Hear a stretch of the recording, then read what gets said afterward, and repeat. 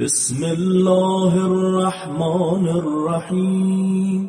اللهم ارزقني فيه الذهن والتنبيه وباعدني فيه من السفاهة والتمويه واجعل لي نصيبا من كل خير تنزل فيه بجودك يا أجود الأجودين.